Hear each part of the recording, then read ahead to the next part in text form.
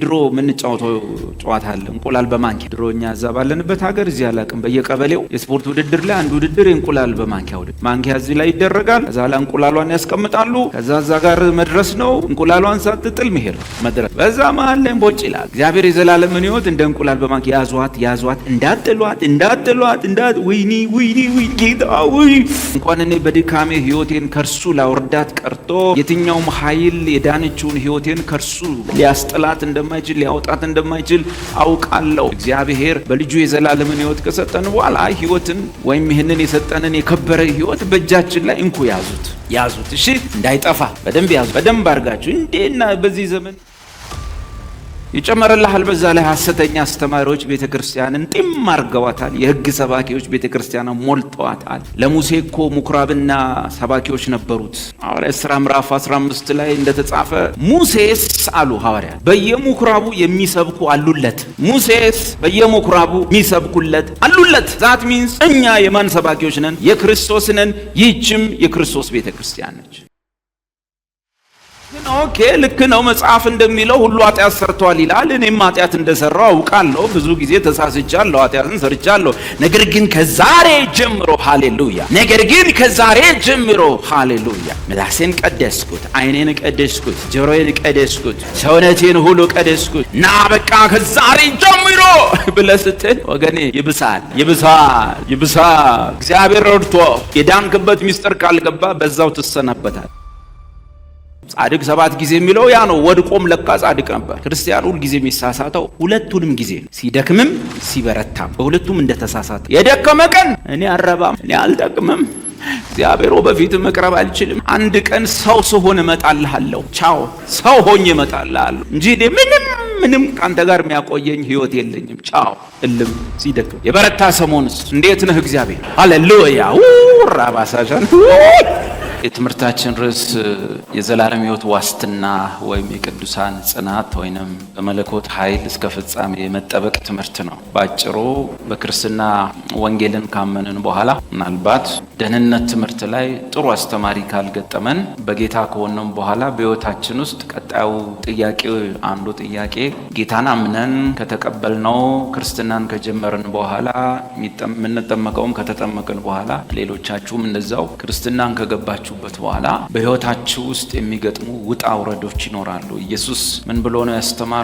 አባት ሆይ ከዓለም እንድታወጣቸው ዮሐንስ 17 ከዓለም እንድታወጣቸው አልጸልይም፣ ነገር ግን በዓለም ላይ ካለው ከክፉ ዘኢቭል ዋን ከጨለማው አሰራርና ጉልበት ማለት ነው ነፃ እንዲሆን እንድትጠብቃቸው ጸልያለሁ አለ እንጂ ኢየሱስ ካዳነን በኋላ መደበኛውን ሕይወት አይቀጥሉም ብሎ አልተናገረም። ጌታን ከተቀበልን በኋላ በሕይወታችን ውስጥ ስንሄድ እንግዲህ መደበኛው ኑሮ ይቀጥላል። ስራ ይቀጥላል፣ ኑሮ፣ ትዳር፣ ቤተሰብ ውጣ ውረድ ይቀጥላል። በዚህ ጊዜ ክርስቲያን ይህንን ሰውነት ለብሷልና በሚገጥሙ ቻሌንጆች ውስጥ ይሄን ጌታን ስታምን ትድናለህ ብለው የተቀበልኩት ጌታ የሰጠኝ ሕይወት እኔ በሕይወቴ ከሚገጥሙኝ ውጣ ውረዶች ቻሌንጆች አንጻር ላጣው እችል ይሆን የሚጠፋ ሕይወት ይሆን የተሰጠኝ እጅ የሚያመልጠኝ ሕይወት ይሆን ያለኝ የሚል ስጋት ይቀጥላል። ጥያቄ ይነሳል። እንግዲህ ችግሩ በተለይ ዋነኛ የሚነሳው ደህንነት አስተማሪው ብርቱ አስተማሪ የገባው አስተማሪ የወንጌል ባላደራ ካልሆነ እዛ ጋር ጀምሮ ይፈጠራል። እንግዲህ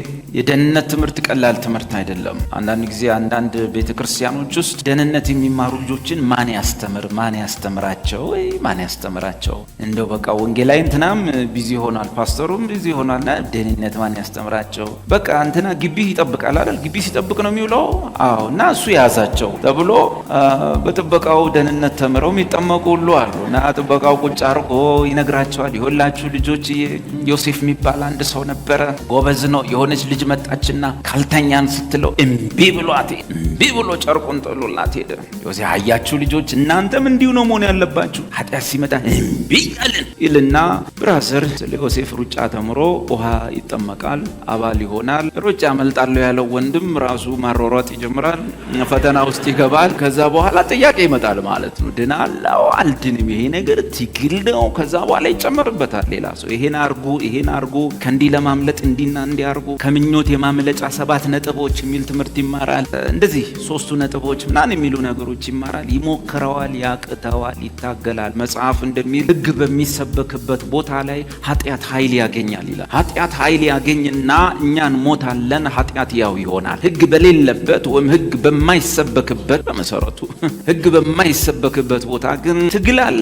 አዎ ፌለር ይኖራል፣ ትግል አለ፣ አንዳንዴ መዛል አለ። እንደማናቸውም ሰው ግን ያዳነንን ጌታ ስለምናውቅ እንደምንነሳ እናውቃለን፣ እንደምንቀጥል እናውቃለን። ደህንነታችን በሱ እጅ እንዳለች እናውቃለን። ሕይወታችን በእርሱ ዘንድ ተሰውራ እንዳለች እናውቃለን። እንኳን እኔ በድካሜ ሕይወቴን ከእርሱ ላወርዳት ቀርቶ የትኛውም ኃይል የዳነችውን ሕይወቴን ከእርሱ ሊያስጥላት እንደማይችል ሊያወጣት እንደማይችል አውቃለሁ። እግዚአብሔር በልጁ የዘላለምን ሕይወት ከሰጠን በኋላ ሕይወትን ወይም ይህንን የሰጠንን የከበረ ሕይወት በእጃችን ላይ እንኩ ያዙት። እሺ እንዳይጠፋ በደንብ ያዙ። በደንብ አድርጋችሁ እንዴና በዚህ ዘመን ድሮ የምንጫወተው ጨዋታ አለ፣ እንቁላል በማንኪያ። ድሮ እኛ እዛ ባለንበት ሀገር እዚህ አላቅም፣ በየቀበሌው የስፖርት ውድድር ላይ አንድ ውድድር እንቁላል በማንኪያ ውድድር፣ ማንኪያ እዚህ ላይ ይደረጋል። ከዛ ላይ እንቁላሏን ያስቀምጣሉ። ከዛ እዛ ጋር መድረስ ነው፣ እንቁላሏን ሳትጥል መሄድ ነው መድረስ። በዛ መሀል ላይ ቦጭ ይላል። እግዚአብሔር የዘላለምን ሕይወት እንደ እንቁላል በማንኪያ ያዟት፣ እንዳጥሏት ወይኒ ጌታ ወይ። አንዳንዱ ደግሞ በቃ ወይ ተሰበረብ ሲያው ሰው ትመስላለህ። ይጨመረልሃል። በዛ ላይ ሐሰተኛ አስተማሪዎች ቤተክርስቲያንን ጢም አርገዋታል። የሕግ ሰባኪዎች ቤተክርስቲያንን ሞልተዋታል። ለሙሴ እኮ ምኩራብና ሰባኪዎች ነበሩት። ሐዋርያት ሥራ ምዕራፍ 15 ላይ እንደተጻፈ የሙሴን ትምህርት ቸርች ውስጥ ሲያመጡ ሙሴ እግዚአብሔር ነብይ ነው። ሙሴ ግን የተቀበለ ነው። ሙሴ ኪዳን የተቀበለ ሰው ነው። ለኦሪቱ ኪዳን መካከለኛ የነበረ ሰው ነው። ነገር ግን ቸርች ውስጥ ሲሰበክ ቀጥታ ሐዋርያት የተጠቀሙት ቃላት ጠንካራ። ሙሴስ አሉ ሐዋርያት በየምኩራቡ የሚሰብኩ አሉለት። ሙሴስ በየምኩራቡ የሚሰብኩለት አሉለት። ዛት ሚንስ እኛ የማን ሰባኪዎች ነን? የክርስቶስ ነን። ይህችም የክርስቶስ ቤተክርስቲያን ነች። ሙሴ አሉለት። ተጨማሪ ሰባኪ አያስፈልጉትም፣ እዛው አሉለት። ስለዚህ እነሱ ደግሞ ይመጣሉ፣ ይጨምሩልሃል። ሕዝብ የለኝም ይላል እግዚአብሔር ይልሃል። ስጸልይ ነበረ እግዚአብሔር ስጸልይ እንዲያሳየኝ ቤት ሁሉ ቆሻሻ ሆኖ አሳየኝ። የሆነች መጥረግ ያዘች ሴትዮ ገባችና ስጠርጋ ያለው ጌታ ሆይ ምንድን ነው አልኩት። ሕዝቤ ነው እንደዚህ ቆሽሿል፣ እጠርገዋለሁ ይላል። እንደሱ ከተጀመረ የሚጀመረው ከሱ ነው የሚሆነው። ጌታ እሁድ ቀን ማንንም አያገኝ፣ ማናችንንም አያገኝ። እንዴት እንዳዳነን ያውቃል። ልጥረጋችሁ ካለ ማንም እንደማይተርፍ ያውቃል። እሁድ አንድም ሰው ቸርች አይገኝ። ማንም እዚህ ቤት እኔ የሚለው ወይም ደግሞ ጽድቅን 1-2 ብለህ የምትቆጥር ሰው በጭራሽ። ጌታ ቤቴን በመጥረጊያ ልጥረግ ካለ በዛ መንገድ ያዳናቸውን ሰዎች እሁድ አንዳቸውንም አያገኛል። እኛ ለነገሩ ከህዝብ እናልፍ ነበረ፣ ግን ያው ህዝብ የለኝም ሲለንም እናለቅሳለን። ከዚህ በኋላ ግን አትደንግጡ። ህዝብ የለኝም ይላልና አንዳንድ ሰው ዞር ብሎ ሲያይ ፓስተሩ አለ፣ ለካሱ አለ፣ ሽማግሌዎች አሉ። እነሱ 4-5 ቁጭ ብለዋል። ከዛ ምን ይላል እግዚአብሔር? እንዲህ ይላል እዚህ ውስጥ ቢድን 5 ሰው ነው ይላል። ህዝብ የለኝም ይላል። ይገባናል እነማንን ቆጥሮ እንደሆነ። ማልቀስ የለብህም። ህዝብ የለኝም ይላል ሲል አሜን የስ እውነት ነው በል። 5 ሰው ነው ያለኝ ይላል እግዚአብሔር ሲል እውነት ነው ፓስተሩ ነው ነብዩ ነው አትበል። የስ አሜን እውነት ሊሆን ይችላል። እንዴት? ከአምስቱ አንዱ እኔ ነኝ። ሹርሊ ደፍረ ከ5ቱ አንዱ እኔ ነኝ በል። ደህንነት ተፈጽሟል። የዘላለም ሕይወት ነው የተቀበልነው። ጳውሎስ ሲያስተምራችሁ ትዝ ይላችኋል። ወታደራዊ ቁመና፣ የክርስትና ወታደራዊ ቁመና ሲያስተምር መዳን ራስ ቁር አድርጉ፣ የጽድቅን ጥሩር አድርጉ፣ የእምነትን ጋሻ ያዙ፣ ደግሞ ሰይፍ ያዙ፣ የወንጌልን ጫማ ተጫሙ ሲል እዚህ ጭንቅላት ላይ አርጉ ያለው የወንጌል ሳይሆን የጽድቅ ጥሩር ሳይሆን የመዳንን ራስ ቁር ነው ያለው። ድኛለሁ የሚል ማለት ለምን ሲባል በየትኛውም ጦርነት ውስጥ ሰው እግሩ ተመቶ ይተርፋል መሰለኝ። አንዳንድ ጊዜ ጥይት በወዱ ገብቶ ወጥቶ ሰውም ይተርፋል መሰለኝ። በጭንቅላቱ ጥይት በዚህ ገብቶ ወጥቶ የተረፈ እስካሁን። ለዚህ በጣም በክርስትና ውስጥ መውደቂያ ፖይንት ጠላት ጧስ ያደረገ የምትወርቅበት ፖይንት አልዳንክም የሚል ድምፅ ነው። አልዳንክም የሚል ስለዚህ ጳውሎስ ድኛለሁ የሚል የመዳንን ራስ ቁር አድርጎ ያን ጊዜ የአሸናፊነት መጀመሪያው ይጀምራል። አዳናችሁ ሲል ድኛል። አሁን አንተ ሰው ትመስላለህ። እንትና እንኳን ድኛለሁ ይበሉ። አንተ ቆይ ምንድን ነው ድኛለሁ? በምን ነው? ክርስቶስ ተሰቅሏል። ጽድቄያለሁ ትላለህ። ጸድቄያለሁ በምንህ ነው የሚል ሰው ወዲያውኑ ወደ አንተ ነው የሚያመጣው። ከአንተ እንድትነሳ ይፈልግ ኖ በደልን በተመለከተ እንደተሰቀለ ጽድቅህን በተመለከተ መነሳቱን አትርሳ። ምክንያቱም ትንሣኤ ምሽት ቸርች ተሰብስበን አክብረን በዓል አድርገን በልተን ጠጥተን ወይም ሻማ ለኩሰን ወይም በቤቴ ሞባይል አወዛውዘን የምንበተንበት አይደለም። ትንሣኤ አንድ ነገር አረጋግጦልን አልፏል። ምን? በእግዚአብሔር ፊት፣ በአምላክ ፊት፣ በመለኮት ፊት፣ በቅዱሱ ፊት ኃጢአተኛውን ሰው የክርስቶስን ጽድቅ እንዲቆጠርለት አድርጓል። የተነሳው በዓል ልናከብርበት አይደለም፣ እኛን ስለማጽደቅ የተነሳውን ነው የሚለው ቃል። ክርስቶስ ተነስቷል ማለት እዚህ ኳልቶ እኔ ምን ሆኛለሁ? አቤት ጻድቅ ያለው ማለት ነው። ክርስቶስ ካልተነሳማ እስካሁን በኃጢአታችሁ አላችሁ፣ እምነታችሁም ከንቱ ነች እንደሚል ትላንትና አንድ ወንጌል ሙሉ የሚሆነው ሙሉ የወንጌል ሐሳብ ሲቀርብ ብቻ ሲጓደል ችግር ያመጣል። ለዚህ በወንጌል ውስጥ ያሉት ይዘቶችና ሐሳቦች አንደኛ የሰው ልጅ ሁሉ አንድ ሰው እንኳን ሳይቀር ምን ሰርቷል? እንግዲህ ያው እንከልስ ትምህርቱን እንጂ እኮ የደህንነት ትምህርት ነው፣ ግን እንከልስ በእምነትም ደግሞ እንጽናና እንነቃቃ። ሲጀመር ከመጀመሪያውኑ ስንት ጻድቅ የለም? አቤት አንድስ እንኳን ጻድቅ የለም፣ አንድስ እንኳን ጻድቅ የለም ተብሎ ተጽፏል። ጠቅልሎት እንኳን ሰው መላእክት እንኳን በፊቱ ንጹሐን አይደሉም ይላል መጽሐፍ። እንኳን መኖሪያው ጭቃ ቤት የሆነ ሰው መላእክት እንኳን በፊቱ ንጹሐን አይደሉም። ይሄን መጀመሪያ ማወቅ ማለት ልክን ከክርስቶስ ጋር ያለንን ጉዞ ለመቀጠል መጀመሪያ ያኛውን ልክ ማወቅ ጥሩ ነው። ምዕራፍ 9 ቁጥር 2 ኢዮብ መለሰ እንዲህ አለ፣ በእውነት እንዲህ እንደሆነ አወቁ፣ ሰውስ በእግዚአብሔር ፊት ጻድቅ መሆን እንዴት ይችላል? ሰውስ በእግዚአብሔር ፊት ጻድቅ መሆን እንዴት ይችላል? ኢዮብ 4:17 በውኑ ሰው በእግዚአብሔር ፊት ጻድቅ ሊሆን ሰው ይላል። እንግዲህ ሰው ሲል የሆነ በክርስቶስ ከከበርን በኋላ ባለው ሁኔታ እንዳታስቡት። እሺ ሰው ሲል በቃ ቦታችንን እየነገረ እዛ ልክ ሮሜ ላይ እንዳለው እግዚአብሔር የመረጣቸውን ነው የሚያጸድቀው ብለን ካልን እግዚአብሔር ያዳላል ማለት ነው፣ እግዚአብሔር ፍርድ ያጓደላል ማለት ነው ብለህ ትጠይቅ ይሆናል ይልና ቀጥሎ አንተ ሰው ሆይ ይላል አይደል? አንተ ሰው ሆይ የምትጠይቅ ምን ማድረግ ነው? ለሰውየው ቦታ ሰጠው ወይስ አወረደ? ሰው ሲል በቃ ሰው ቦታውን እንዲያውቅ ልክ እንደዚሁ በውኑ ሰው ኢዮብ 4:12 በውኑ ሰው ሲባል እዚህ ቤት እኛን ነው አይደል? በእግዚአብሔር ፊት ጻድቅ ሊሆን ወይ ሰው በፈጣሪ ፊት ሊነጻ ይችላልን? እነሆ በባሪያዎቹ አይታመንም፣ መላእክቱንም ስንፍና ይከሳቸዋል። ይሄንን የተናገረው ቴማናዊው ኤልፋዝ ነው፣ የኢዮብ ጓደኛ። ለምን ኢዮብ መጽሐፍ ላይ እንደምናነበው ኢዮብ ራሱን ከእግዚአብሔር ይልቅ ምን አድርጎ ነበር ይላል? ጻድቅ አድርጎ ነበር። ኢዮብ ራሱን ጻድቅ አድርጎ ነበር። ኤልፋዝ ደግሞ ምን አለው? ኢዮብ ኖ ማንም ሰው በእግዚአብሔር ፊት ጻድቅ ሊሆን አይችልም፣ ፈጽሞ ሊጸድቅ አይችልም። ቀጥሎ ምን ይላል? መላእክቱ እንኳን እነሆ በባሪያዎቹ አይታመንም፣ መላእክቱን እንኳን ስንፍና ይከሳቸዋል። ወይም መደበኛው ትርጉም አዲሱ መላእክቱ እንኳን በፊቱ ንጹሐን አይደሉም፣ ፐርፌክት ነን ብለው አያስቡ። እንግዲህ አስብ፣ መላእክት ከተፈጠሩ ጊዜ ጀምሮ እህል ቀምሰው አያውቁም። እኛ የጸደቅን የሚመስለን 3 ቀን ስንጾም ነው። እነሱ ከተፈጠሩ ጀምሮ እህል ቀምሰው አያውቁም። እኛ 2 ቀን ወርሺፕ ካደረግን ጸድቀን የጸደቅን ይመስለናል። መላእክት ግን ከተፈጠሩ ጀምሮ ወርሺፕ እያደረጉ ነው። እነሱ እንኳን በፊቱ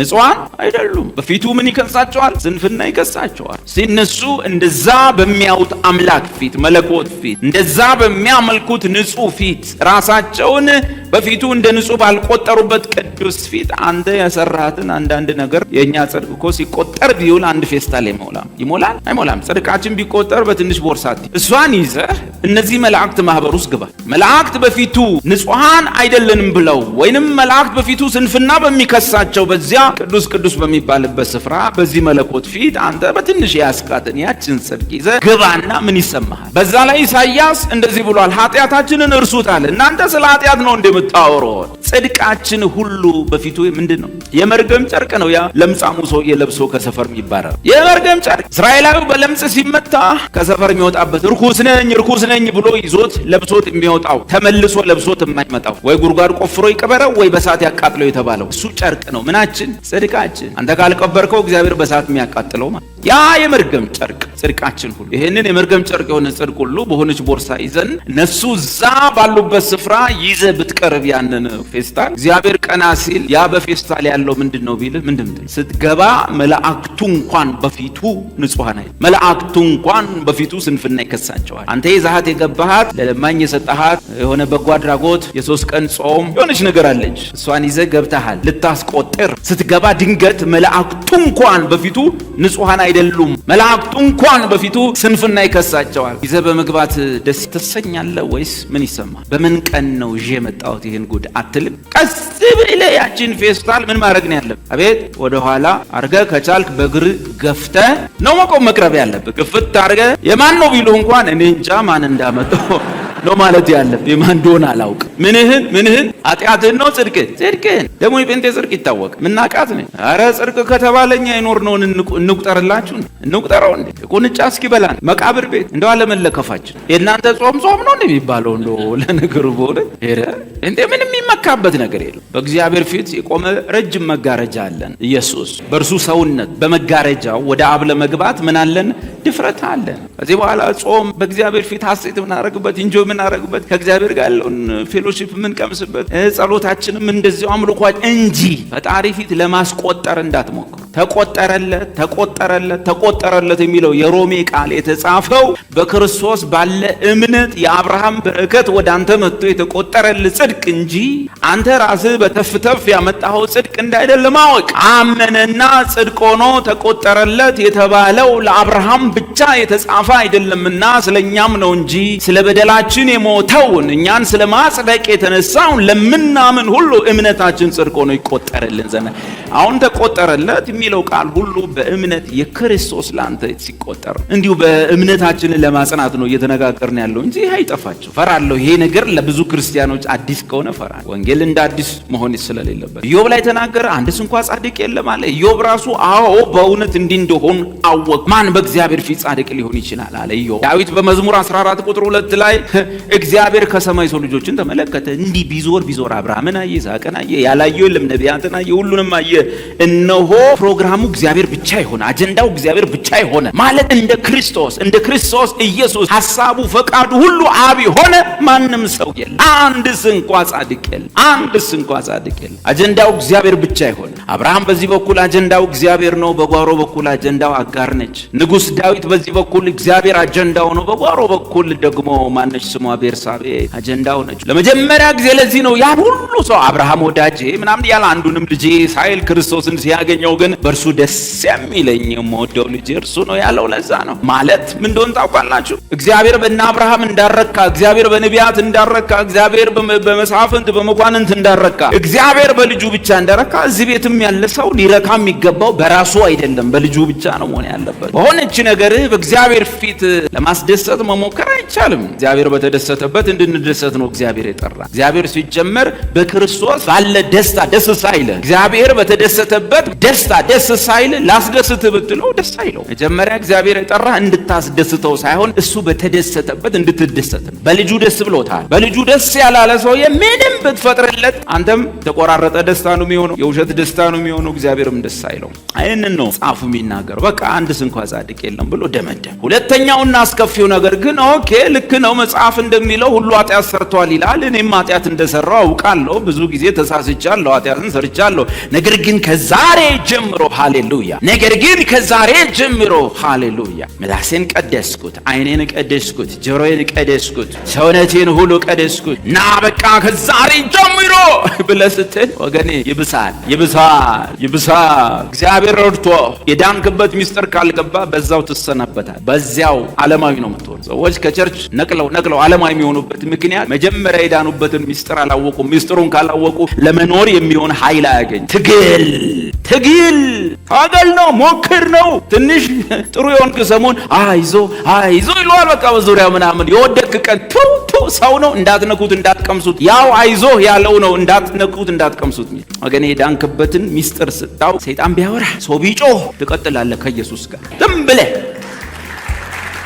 ወድቀህ እያለ እንኳን ቢተፉብህ መጽሐፉ እንደሚለው ወድቀህም ጻድቅ ነህ። ጻድቅ 7 ጊዜ የሚለው ያ ነው። ወድቆም ለካ ጻድቅ ነበር። ክርስቲያን ሁል ጊዜ የሚሳሳተው ሁለቱንም ጊዜ ሲደክምም ሲበረታም በሁለቱም እንደተሳሳተ። የደከመ ቀን እኔ አልረባም፣ እኔ አልጠቅምም፣ እግዚአብሔር በፊት መቅረብ አልችልም፣ አንድ ቀን ሰው ስሆን እመጣልሃለሁ፣ ቻው ሰው ሆኜ እመጣልሃለሁ እንጂ ምንም ካንተ ጋር የሚያቆየኝ ህይወት የለኝም፣ ቻው እልም። ሲደክም የበረታ ሰሞንስ እንዴት ነህ እግዚአብሔር? ሃሌሉያ ራባሳጃን አሞኬ ዛት ሚንስ ያ ፈሪሳይ ነው ያ ግብዙ ሰውዬ እንዳለ እንደዛ ቀራጭ ስላላደረከኝ አመሰግናለሁ። እኔ በሳምንት 2 ጾማለሁ። ሐሙስና ሰኞ ነው ምናምን ይጾሙ ነበር። ጾማለሁ እንዲያረጋለሁ እኔ እሱኛው በጣም አታላይ ነው ከዛኛው። በዛ በጠፋው ልጅ ታሪክ ውስጥ እንግዲህ ማን የጠፋው ልጅ ታሪክ እንዳለው አላቅም። ርዕስ እንደሰጠው መጽሐፍ ቅዱሱ ላይ የጠፋው ልጅ ታሪክ የሚል የለም። ያለው የ2 ልጆች ታሪክ። አንዱን ልጅ ለምን እንደሚረሱት አላውቅም። ሰው መጥፋት የሚባለውን ስለሚወድ ቶሎ ብሎ የጠፋው ልጅ ታሪክ ይላል እንጂ አንድ አባት 2 ልጆች አሉት ብሎ ነው የጀመረው። አንደኛው የት እንደገባና ለመሰለ ያ በቤት የቀረው ሰው አብዛኛውን በቤት ያለ ጴንጤ ይመስላል። ስለዚህ ሰው እሱን ልጅ አይነካካው። መጽሐፉ ግን እሱንም ነው የወረፈው። ያኛው ገብቶታል የአባቱ የሆነው ሁሉ የእሱ እንደሆነ ግን አጠቃቀሙን አላወቀም፣ ይዞት ሄደ። ይሄኛው ደግሞ ጭራሽ የአባቱ የሆነው የእሱ እንደሆነ ባጭሩ በቤቱ ነው ያለው፣ ህይወት እንዳለው አቅም የዘላለም ህይወት እንዳለው እንኳን በቤቱ ለምን ሰነበተ ስትል ለካ አንድ ቀን አገኛለሁ ብሎ የባሰበት ነው። መጽሐፉ ሁለቱንም ነው የሚያርመው፣ ሁለቱንም ነው የሚተቸው። ያኛው ትንሽ በራ ብሎለታል። እቺ መዳን በጸጋ የሚለው ትምህርት ገብቶታል። ግን ከቸርች ሮጦ ቶሎ ጠፋ። ህይወት የሚባል ነገር እንዳለ፣ ህይወትን መግለጥ፣ ህይወትን መኖር የሚባል ነገር እንዳለ አላወቀ። ያዘና እንዲህ ነው እንዴ ሃሌሉያ አለና ላፋርጎ ሳምንት ብንጠብቀው የለም እሱ ነው እሱ አፈርግጦ ይመጣል። ከሪያዎች መሃል ውሎ ሲንደፋደፍ ከዛ ይመጣ። ሲመጣ ግን በኪሳራ ነው ይመጣው፣ አጉድሎ ነው ይመጣው፣ የሆነ ነገር ከስሮ ነው ይመጣው። መምጣቱ አይቀር። የኛው ደግሞ እኔ እስከ ዛሬ ድረስ በቤት ውስጥ ስኖር አንድ ቀን እንኳን ጠቦት ረድልኝ ብዬ አላቅም። አባትየው ጉድፈላ እኔ እስካርድል ነበር የምጠብቀው ማለት የኔ የሆነው ሁሉ እኮ ያንተ ነው። ይሄንንም አታውቅም። ለካ እዚህ ጋር ተንቀጥቅጦ የሚኖረው አንድ ቀን መጨረሻ ላይ የሆነ ነገር አስቦ የሱ እንደሆነ አያውቅም። የእግዚአብሔር የሆነው ርስት አሁን ርስታችን ነው። የአባታችን ርስት ሁሉ አሁን ርስታችን። ርስት እንቀበላለን ሳይሆን ርስትን ተቀብለናል። መንፈስ ቅዱስ ማረጋገጫችን ነው። እና ከባዱ ነገር ሰው ኃጢአት አደረገ የሚለው ብቻ ሳይሆን ልለወጥ ቢል ልሻሻል ቢል ከዚህ በኋላ ሁለተኛ አልሰራም ቢልም እማይችል ሆነ። እሱን አጠናና ሶስተኛውና አደገኛው ነገር ወንጌል ሙሉ ይሄ ነው። ሶስተኛውና አደገኛው ነገር እግዚአብሔር ደግሞ ወይም አምላክ ደግሞ ከቅዱስነቱ የተነሳ ኃጢአትን እጅግ ይጸየፋታል። ከባህሪው ጋር ኃጢአት አብሮ መሄድ አይችልም። እግዚአብሔር ለኃጢአት ያለው ጥላቻ ከፍተኛ። ለኃጢአት ያለው ጥላቻ እግዚአብሔር ገደብ የለሽ ነው። ለኃጢአት ያለው ጥላቻ እግዚአብሔር ለበደል ለኃጢአት ያለው ጥላቻ የቅዱስነቱን ባህሪ ያክላል። ይሄ ደግሞ እጅግ አስፈሪው ነው። አንድም ስንኳ ጻድቅ መጥፋቱ እንሻሻል ብንል ማንሻሻል ጉድ መሆናችን ከሁሉ በላይ መለኮት ግን ደግሞ ኃጢአትን እጅግ የሚጸየፍ በቅዱስነቱ ልክ የሚጠላት መሆኑ ደግሞ አስፈሪ ነው። ያ ብቻ አይደለም። ቀላል ነገሩ እግዚአብሔር ለኃጢአት ያለውን ጥላቻ ማስረጃው አዳምን ከገነት ማባረሩ አይደለም፣ ከአትክልቱ ስፍራ ማባረሩ አይደለም። እግዚአብሔር ለኃጢአት ያለው ትልቅ ጥላቻ አዳም ውጣ ተብሎ ሲባረር ሳይሆን እግዚአብሔር በልጁ ላይ የፈረደ ቀን ነው ለኃጢአት ያለውን ጥላቻ ያሳየው። እግዚአብሔር ኃጢአት ስለሰራ የሰው ልጅ ውጣ አለው። እሱ ቀላሉ ነገር ነው። ውጣ አለው፣ ወጣ። እሱ አይደለም። እሱ ከሱ የሚከብደው ነገር እግዚአብሔር በደለኛውን አዳም ስላባረረ ብቻ አይደለም። በኃጢአት ላይ ያለው ጥላቻ የተገለጠው በንጹሑ ኢየሱስ ላይ የፈረደ ጊዜ ኃጢአት በማያውቀው በሱ ላይ ኃጢአትን አድርጎ አባቱ ብቻ ልጅ ጽዋ ከኔ ትለፍ እያለ ከኢየሱስ ባህሪ ጋር ከቅዱስነቱ ጋር የማይሄድ ኃጢአት የሚባል አስጸያፊ ነገር በእርሱ ላይ ሲያመጣ ሞት ፈርዶ አይደለም። ልሞት ይገባኛል፣ ሂድ አንተ ሰይጣን ጴጥሮስን ሂድ ልሞት ይገባኛል፣ ጌታ ሆይ ተው ወዘተ ሲሉን ልሄድ በኢየሩሳሌም ልያዝ ልሰቀል ልገደል በሶስተኛው ቀን ልነሳ ይገባኛል። በፍጥነት ሄደ ወደ መገደያው ከተማ ወደ ኢየሩሳሌም አቋርጦ ፈርቶ አይደለም። ነገር ግን በዛች ሰዓት ላይ ይፈራ ይደነግጥ ይተክዝ ጀመር። ይህች ጽዋ ከኔ ትለፍ እንዴ ልሞት ይገባኛል ብሎ ሮጦ የመጣው እነ ቶማስ ሁሉ ዛሬ እንዴት ነው ፍጥነት የጨመረው? ልሞት ይገባኛል ብሎ በዚህ ፍጥነት ወደ ከተማ መሄድ ምንድነው? እኛም እንግዲህ ሄደን ከሱ ጋር እንለቅ ምን ይደረጋል እያሉ የተከተሉ ሌላው ቀን በጎኑ ያልተሰለፉ በጣም በርቀት ጥሏቸው ነው ሄደው ወደ ኢየሩሳሌም በፍጥነት ልሞት ልሰቀል ልገደል ይገባኛል። እዛ ሄዶ የጸለየው ግን ጽዋ ከኔ ትለፍ። ምክንያቱም ከሱ ቅዱስነት ከሱ ንጹህነት ጋር የማይሄድ ነገር አብ ያሳየው ነው። ያንተን የኔን ያንቺን የባለፈውን የዛሬውን የሚመጣውን ኃጢአት መተላለፍ በደል ግሳንግስ ጸያፍ ነገር ምናፍርበት ቢወራ አሳፋሪ ታሪካችንን ሁሉ አብ ያሳየው ነው። ይሄን ሁሉ ትሸከማል። ከቅዱስነቱ ጋር የማይሄድ ነገር ያሳየ ጽዋ ቢቻል ግን ፈቃድቱ ኃጢአታችንን ሁሉ በእርሱ ላይ ያደረገ ኃጢአታችንን አንዳንዱን በእርሱ ላይ ያደረገው ነው ሁሉ ባለፈው የዛሬው የሚመጣው ኃጢአቴ ሁሉ እኔ በሌለሁበት በኢየሱስ ላይ ወድቀዋል። የምንም የብልጣብልጦች ወንጌል የለም። የባለፈው ኃጢአታችን ጌታን እስክንቀበል ያለውን እሱን ተሸክሞ ይሆናል። ከዚህ በኋላ ያለውን ግን እኛንን የምንሸከመው። ኧረ ተው። ኢየሱስ ሲሞት ተወልዳችኋል። ኢየሱስ ሲሞት ተወልዳችኋል ነበራችሁ እንዴ?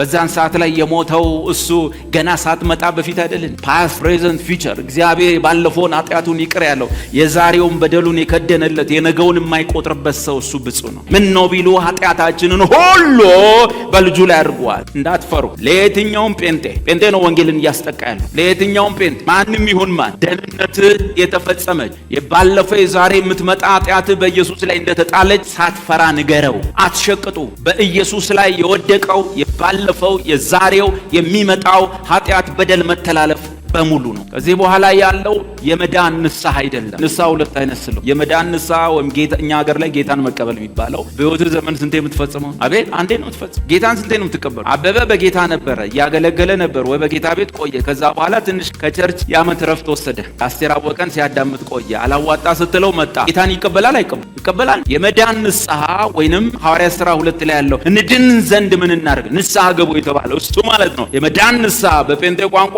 ጌታን መቀበል የሚባለው ስንቴ ነው? አንዴ ነው የምትቀበል። ሄደ በመጣ ቁጥር ጌታን አትቀበል። ይሄ መዳን ንስሐ ነው። የመዳን ንስሐ ውጤቱ የዘላለምን ሕይወት ለማግኘት ለመዳን። የቀረው የብረት ንስሐ ነው። ፌሎሺፕ ማደስ ነው ከቤተ ክርስቲያን ጋር በጎንዮሽ እንደገና ደግሞ ከእግዚአብሔር ካሉ በረከቶች ጥቅማ ጥቅሞች የምናገኘው ነው። እሱኛው ንስሐ ደግሞ ተሰብስቦ ማልቀስ ነው። አሜን። ማልቀስ ነው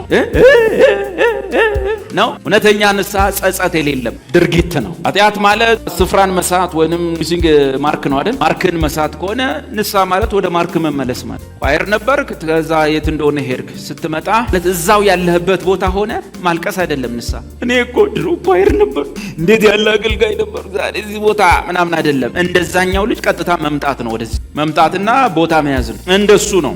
እግዚአብሔር እጅግ ኃጢአትን ይጸየፋታል፣ ይጠላታል። እጅግ አርጎ ይጸየፋታል፣ ይጠላታል። ከሁሉ በላይ የሆነ መልአክ አይደለም፣ የሆነ ነቢይ አይደለም፣ የሆነ አገልጋይ አይደለም። ቅዱሱ አምላክ ኃጢአትን መጥላቱና መጸየፉን ስታስብ እጅግ ያስፈራል። ኃጢአተኛ መሆን ተነግሮ ራስን መቀየር እንደማትችል መጽሐፍ ነግሮ አንተም በሕይወት አውቀኸው ይሄ ቅዱስ አምላክ ግን ኃጢአትን ይጸየፋታል፣ ለኃጢአት ምሕረት የለውም ሲባል አስፈሪ ነው። ለኃጢአት ያለውን ጥላቻ ደግሞ ሰውን በማባረር አልገለጠውም። ከሁሉ በላይ የገለጠው በልጁ ላይ ኃጢአትን አድርጎ ለገዛ ልጁ ያራራለት ይላል ሮሜ 8። ሳይራራለት ትለፍ እያለ ኖ ተብሎ ያንን ጽዋ እንዲጠጣ ተደረገ። አንዱ ይሄ ነው። ሁለተኛውና ከዚህ ጋር ተያያዙ ደግሞ እግዚአብሔር ኃጢአትን ከቅዱስ ባህሪው የተነሳ እጅግ የሚጸየፋት ሲሆን እግዚአብሔር ደግሞ ከሩሩ ልቡ የተነሳ የሰው ልጆችን ይወዳል። እውነቱ ኃጢአተኛነታችን ነው፣ ምሕረቱ እኛን መውደዱ ነው። እውነትና ምሕረት የት ጋር ይስማሙ? እውነትና ምሕረት የት ጋር ይሳሳሙ? ኢን እንግሊሽ የኛ መጽሐፍ ቅዱስ ትንሽ አፈር ብሏል። እውነትና ምሕረት ተስማሙ ነው የሚለው። እንግሊዘኛው ደግሞ ተሳሳሙ ይላል። ተስማሙ ይላል። ይሁን። እውነትና ምሕረት የቱ ጋር ይስማሙ? የቱ ጋር ይሳሳሙ? እግዚአብሔር ይህን እውነት እያንዳንድ ኃጢአተኛ ነህ፣ ራስህን ማዳን አትችልም፣ አዳኝ የሚያስፈልግ ምስኪን፣ ታዳጊ የሚያስፈልግ፣ ከፍርድ የሚያስመልጥ አንዳች ኃይል የሚያስፈልግ ምስኪን ብሎ ካለ በኋላ ይሄ እውነቱ ሲሆን እግዚአብሔር ደግሞ የሰው ልጆችን ይወዳል፣ አምላክ ይወዳል። ስለዚህ ራሱ መድኃኒትን ማምጣት አለበት። ለመሰላችሁ የዘላለም ሕይወት አይጠፋም የምንለው ሲጀመርም ራሳችንን ማዳን ያልቻልን የማንችል ምስኪኖች ነበር። ያ መረሳት የለበት። የአምላክ በኃጢአት ላይ ያለውን ጥላቻ ቀላል አድርጋችሁ አታስቡ። መለኮት ለኃጢአት ያለውን ጥላቻ ልጁ ላይ በመፍረድ አረጋግጧል። ስለዚህ የተፈጸመችው መዳን ቀላል አይደለችም። የእግዚአብሔርን ፍርድ ቀላል አልነበረችም። ምን ያህል እኛ ራሳችንን መታደግና ማዳን የማንችል ምስኪን መሆናችንን ያሳየናል። እግዚአብሔር ግን ያንን ማዳን ፈጸመ። እግዚአብሔር የሰው ልጆችን ሁሉ ይወዳል። ስለዚህ ያደረገው ነገር ወንጌል እውነቱ ይሄ ነው። ያደረገው ነገር እግዚአብሔር ይሄን ሁለት ነገር ለማስማማት እውነቱና ምሕረቱን ለማስማማት ያደረገው ባህሪው የሚፈቅድለትን ነገር ነው። ኃጢአታችንን ሁሉ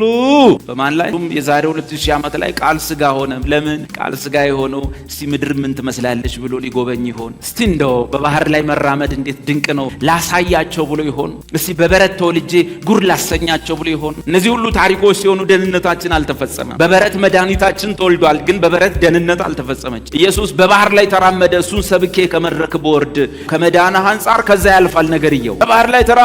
ዛሬ ባንተ ኑሮ ላይ እየተራመደ ይመጣል። ብቻ መሆን የለበትም። በባህር ላይ ሲራመድ ደህንነቴን አልተቀበልኩም። ታምራት ሲያረግ፣ ዳቦ ሲያባዛ፣ ሲያበላቸው ደህንነቴ አልተፈጸመም። እዛ ሁሉ ምልልሱ ኢየሱስ አንድ ነገር አረጋግጧል። እሱ አንደኛ ቅዱሱ የእግዚአብሔር ልጅ መሆኑን፣ ሁለተኛ እሱ ነውር የለሽ ኃጢአት አልባ ንጹሕ ብቸኛ በሰውነት ኖሮ በምድር ላይ ኃጢአት የማያውቀው በዚያ ሰውነት ውስጥ የአምላክን የሚያክል ቅድስና ኖሮት የተመላለሰ ብቸኛው። ለዚህ እግዚአብሔር ያለው አማራጭ እኛን ሁሉ መፍጀት ነው፣ ያለበለዚያ ደግሞ የሆነ ስራ መስራት ነው ያለበት። ሲያየው የእኛ ቦታ የተበላሸ ነው፣ ሁሉ ኃጢአት ሰርቷል። ሲያየው ልጅ ብቻ አለ በእርሱ ደስ የሚለኝ። ያደረገው ነገር ማዘዋወር ነው አይደለም? እኛ ቆሮንቶስ እንደተጻፈ የመጨረሻዎቹ ምዕራፍ 5 ቁጥር 21 ላይ እንደዚህ ነው ያዘዋወረው። የሁላችንም በደል በእርሱ ላይ አኖረው አይደል? እኛ በእርሱ ሆነን የእግዚአብሔር ጽድቅ እንድናገኝ። ጎሽ አንተ እግዚአብሔሩ የተባረከ ጉባኤ ነው። እዚህ ውስጥ 9 ሰው ብቻ ነው የሚፈላሰፈው። የቀረው በጣም የገባ 9 ሰዎች አሉ፣ ፈላስፎች ናቸው።